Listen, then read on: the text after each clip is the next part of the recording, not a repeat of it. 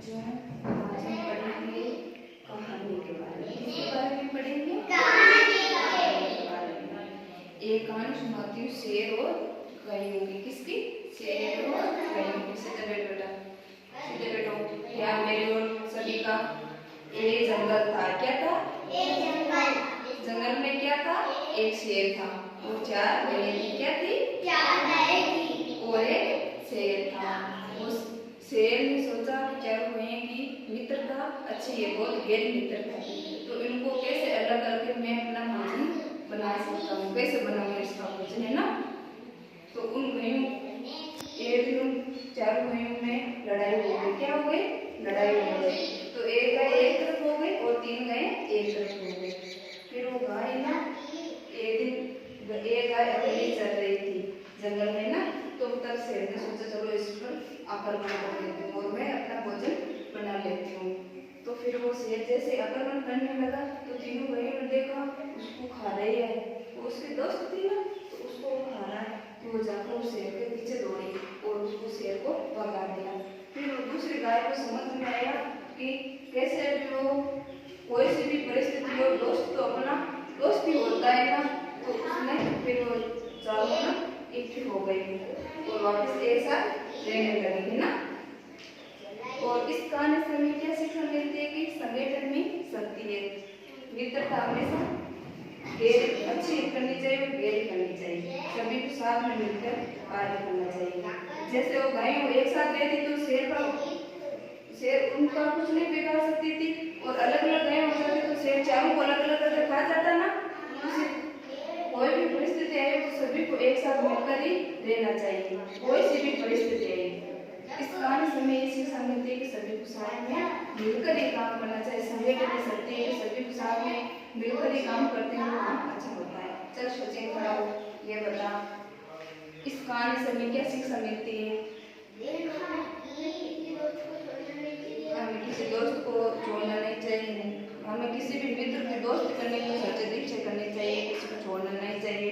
संगठन में शक्ति, सभी एक साथ मिलकर काम करते हैं तो वो गाय की तरह शेर, जैसे गायों ने मिलकर शेर को भगा दिया ना, वैसे हम भी कुछ भी कर सकते हैं ना। हाँ चल रोशनी खड़ी हूँ।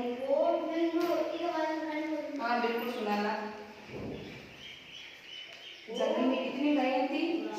चार। और शेर कितने थे? हाँ। शेर ने क्या सोचा कि गायों को अलग कर करके एक एक करके खा जाता है। फिर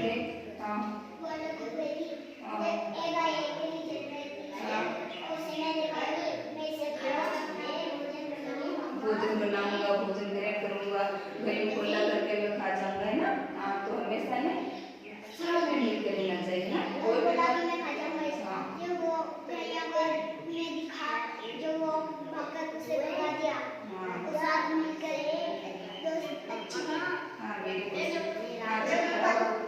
बाद में आपका नंबर आएगा। पहले सचिन बोले सीधे बैठो, पहले सीधे खड़ो हो, बताओ सीधे खड़ो। एक शेर था, चार गायें दोस्त थी, मित्र थी, चारों गायें मित्र थी। एक दिन शेर ने सोचा कि इनको अलग करके भोजन बनाऊंगा। फिर कुछ दिनों के बाद उन गायों में लड़ाई हो गई।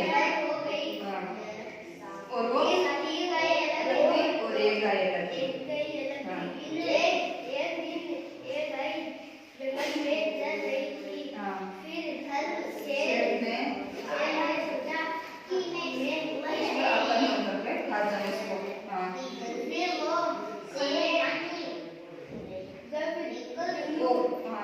जब वो तीनों अलग थे, वो खाने लगा ना, तो वो तीनों गए आके शेर को वापस भगा दिया। इससे कहानी से क्या सीख मिलती है कि संगठन में शक्ति है, एक साथ मिलकर रहना चाहिए। संगठन में शक्ति है।